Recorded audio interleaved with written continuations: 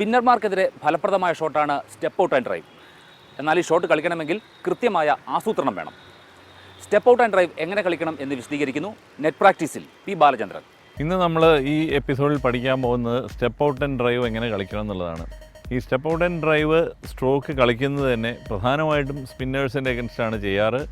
അത്യപൂർവമായിട്ട് fast ബോളർമാരുടെ നേരെയും ഈ ഒരു തന്ത്രം പ്രയോഗിക്കാറുണ്ട്. പക്ഷേ പ്രാഥമികമായിട്ട് നമ്മൾ പറയുകയാണെന്നുണ്ടെങ്കിൽ ഒരു സ്പിന്നറുടെ ടേൺ കില്ല് ചെയ്ത് അത് പന്ത് തിരിയുന്നതിന് മുമ്പ് ആ പന്തിനെ നേരിടാൻ വേണ്ടിയിട്ടാണ് സ്റ്റെപ്പ് ഔട്ട് ചെയ്തിട്ട് ഡ്രൈവ് ചെയ്യുന്നത്. നോർമൽ ഡ്രൈവിന് റീച്ച് ഇല്ലാത്ത ബോളിനെ നമ്മളൊരു എക്സ്ട്രാ സ്റ്റെപ്പും കൂടെ എടുത്തിട്ട് ആ പന്തിന് റീച്ച് ചെയ്ത് കളിക്കുന്നതിനെയാണ് സ്റ്റെപ്പ് ഔട്ട് ആൻഡ് ഡ്രൈവ് എന്ന് പറയുന്നത്.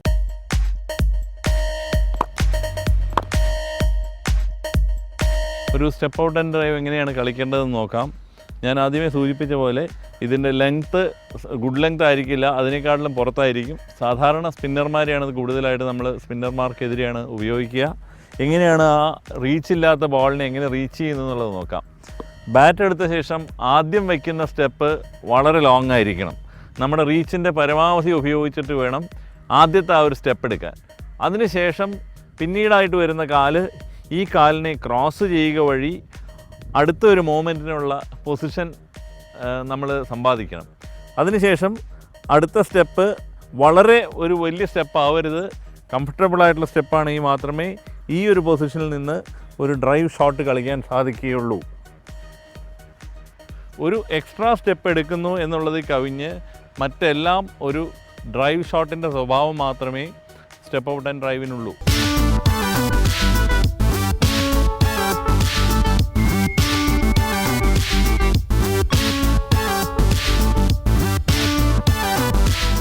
ബോളിനെ എങ്ങനെ റീച്ച് ചെയ്ത് നോക്കാം. ആദ്യത്തെ ഒരു ലോങ് സ്റ്റെപ്പ് വയ്ക്കുക, അടുത്തതിൽ കാല് ക്രോസ് ചെയ്യുക, അടുത്തത് പന്തിൻ്റെ അടുത്ത് വെച്ച് ഒരു normal drive shot.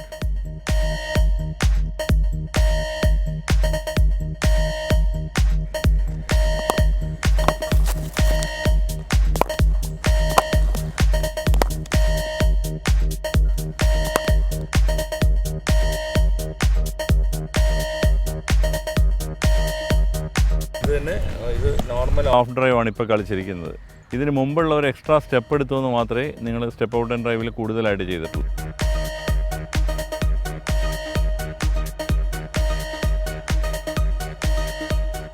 Step out ചെയ്യുന്ന സമയത്ത് ശ്രദ്ധിക്കേണ്ടത് ഈ തല ഇങ്ങനെ ഷെയ്ക്ക് ആവാതിരിക്കാൻ വേണ്ടി ഈ ശരീരത്തിൻ്റെ ഹൈറ്റ് ഇതേ ഹൈറ്റ് മെയിൻറ്റെയിൻ ചെയ്യണം. അല്ലാതെ ഒരു ഘട്ടത്തിലും നമ്മൾ നിവർന്നു വരാൻ പാടില്ല സ്റ്റെപ്പ് ഔട്ട് ചെയ്യുമ്പോൾ. അത് മാത്രമാണ് ശ്രദ്ധിക്കേണ്ടത്. പിന്നെ ആദ്യത്തെ സ്റ്റെപ്പ് ലോങ് സ്റ്റെപ്പായിരിക്കണം. അപ്പോൾ അടുത്ത സ്റ്റെപ്പ് നമുക്ക് വളരെ കംഫർട്ടബിളായിട്ട് എടുക്കാൻ സാധിക്കും.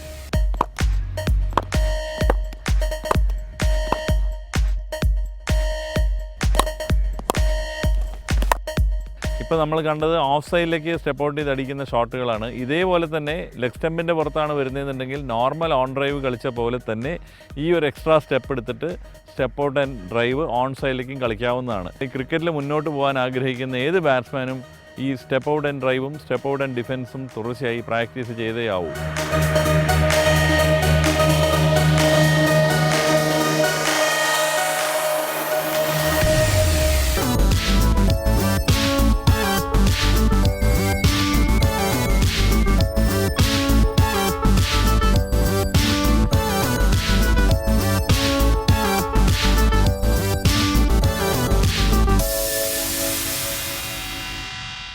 മൈതാനത്തിൻ്റെ 19ാം എപ്പിസോഡ് ഇവിടെ അവസാനിക്കുന്നു.